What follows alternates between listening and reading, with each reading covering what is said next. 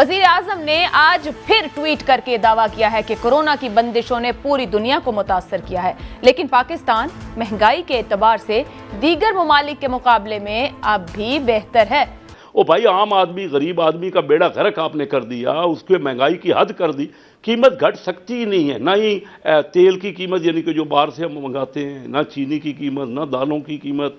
जो दुनिया की कीमत होगी वही कीमत रहेगी। आप डॉलर को बढ़ाते जाएंगे तो आपकी कीमत महंगी होगी, बाहर नहीं तो बाहर स्मगल हो जाएगी, नहीं तो बाहर से जब आप इंपोर्ट करेंगे तो महंगी मिलेगी आपको। ये रुक सकती ही नहीं। ये झूठ बोल रहे हैं कि ये ज़ख़ीरा अंदोज़ी लोग करते हैं, ये गलत कह रहे हैं कि कोई मिडल मैन या वो माफिया है। इनको समझ ही नहीं है मार्केट की कि मार्केट किसको कहते हैं।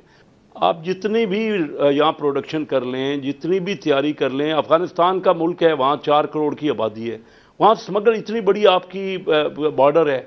इवन इंडिया में अगर वहाँ कीमत जो है वो ज़्यादा होगी तो आप कितनी भी आप डबल कर लें प्रोडक्शन को, अगर दुनिया में डिमांड है आप उसको रोक नहीं सकते। ये झूठ बोल रहे हैं। मैंने इनको कहा अगर कर सकते हो तो पकड़ लो सबको और देखो कीमत घटती है। मैंने आपसे कहा कि इंडिया में इस साल कोविड के बावजूद 44 अरब डॉलर की फॉरेन इन्वेस्टमेंट आई है और पाकिस्तान में सिर्फ 2 अरब डॉलर की आई है।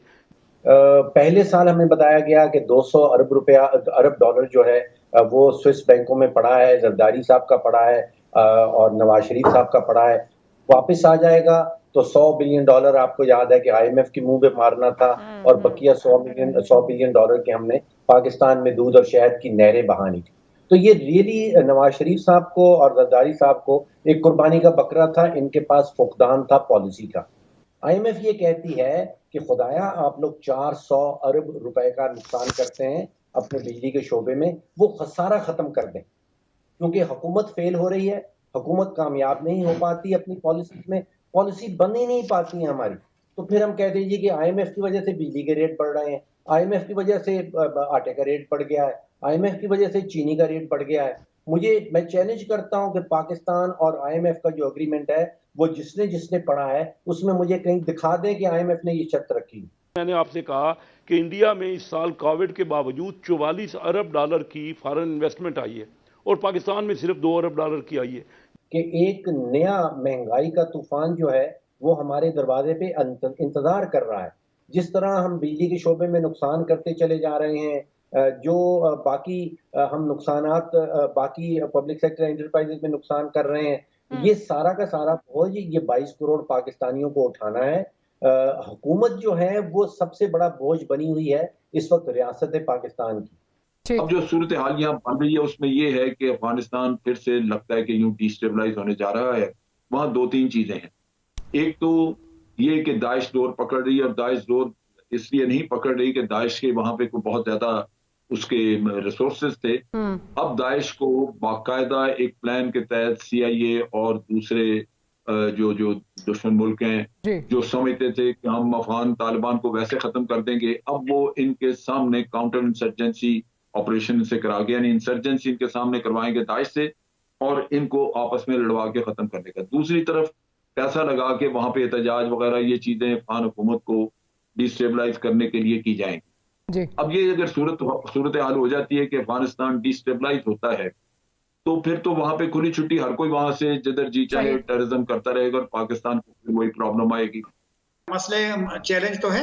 TTP अगर अफगानिस्तान में हो तो पाकिस्तान के लिए बड़ा चैलेंज रहेगा। और अब तो TTP की बनिस्बत उनके जो तमाम नाराज ग्रुप से वो भी वापस आ गए हैं।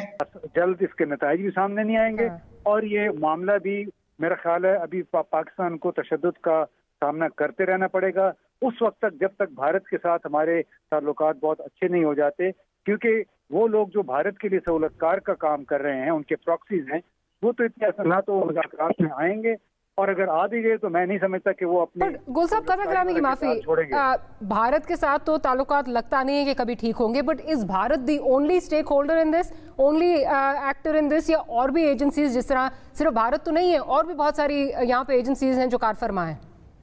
देखिए वो तो अब अंदाजे लगाने वाली बात है। हमारे पास कोई इस तरह का सबूत नहीं है, ना ये जो हुकूमत कहती है कि हमारे पास उनकी भारतीय फंडिंग के सबूत हैं। सबूत कोई भी इंटेलिजेंस एजेंसी ऑन ग्राउंड नहीं छोड़ती है और ये हमें अपने लोगों ने बताया हुआ है।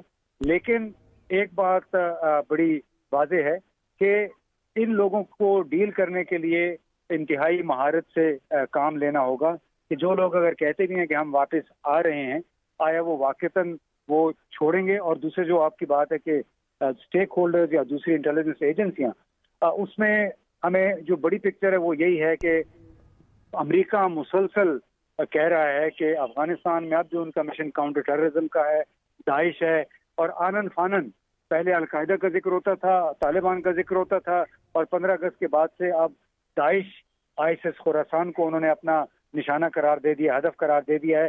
تو یہ ایک بڑی سوالیہ نشان ہے اس پہ بہت بڑا کہ آخر امریکہ کو کس طرح پتہ چل گیا کہ افغانستان میں موجود داعش امریکہ کے لیے سب سے بڑا خطرہ ہے، اور کیوں بار بار پاکستان کی فضائی حدود کو استعمال کرتے ہوئے یہاں سے ڈرون بھیج رہے ہیں یا B-52 بمبار طیارے بھیج رہے ہیں. تو اس میں تھیوریٹیکلی امریکہ بھی اس میں یا اس کی ایجنسی یا ایجنسی کا حصہ بھی اس میں شامل ہو سکتا ہے. لیکن ایک بات واضح ہے کہ چونکہ چین کو اپسیٹ کرنا ہے، چین کے لیے راستے مسدود یا محدود کرنے ہیں افغانستان اور سینٹرل ایشیا میں، تو اس میں کوئی بعید نہیں ہے کہ IMU، ETIM جس سے چین کو خدشات ہیں، TTP، ان سب کو استعمال کیا جائے ایسے حالات پیدا کرنے کے لیے جس میں چین جو ہے اس طرف اپنے اثر و نفوذ، اپنے بیلٹ اینڈ روڈ انیشیٹو کے منصوبے نہ پھیلا سکے.